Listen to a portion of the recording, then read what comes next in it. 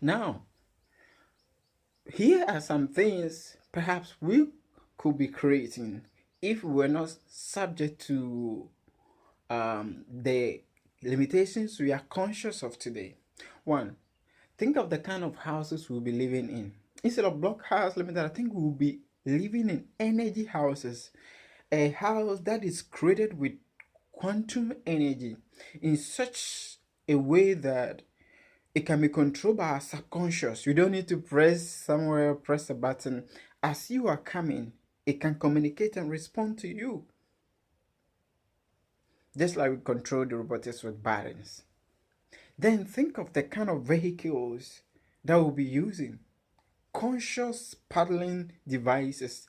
Devices that if I want to be in America, a particular location, I don't need to talk to it. I don't need to type it. I don't need the map. I don't need anything. I am the map because the world map is encoded in everyone. And not just the world map, the map of the multiverse is in every person.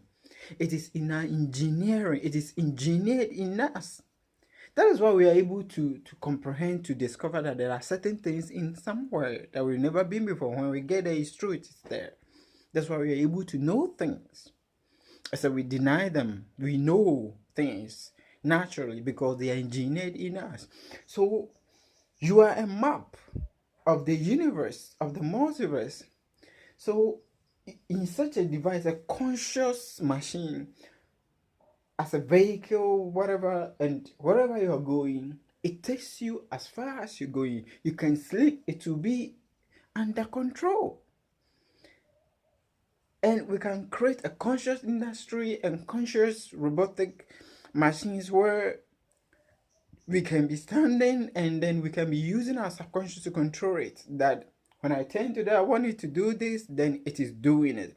Whereby it can never injure me. It can hurt me or cause an injury on me. Think about it. Where if we don't need to get sick, but then there will be need for a healthy living anyway, we can build energy factories. And energy is all we need. It heals.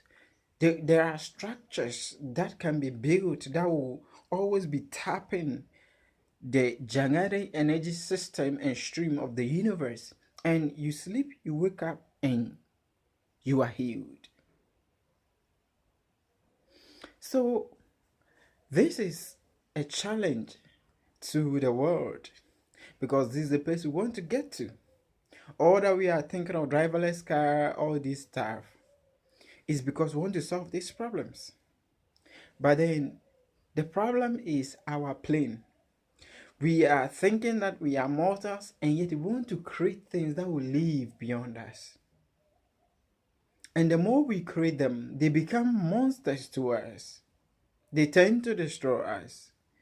I think what we have to do is to transcend our level of consciousness to the place of our freedom, to the place of immortality, because that is when and only when we'll be able to manifest them.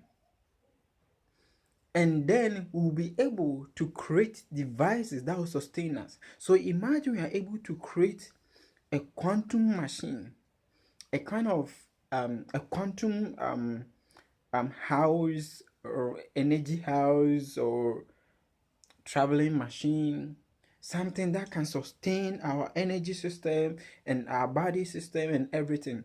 That means we are on our way to immortality, because there could be a revival when we sleep. Now the problem is that we have issues in where we sleep, we have issues in our factory, we have issues where we eat, all this. But when we are able to create such a world, there will be no limitation. Freedom will be the next adventure, immortality. So this is a thought that I think science should and technology should reconsider.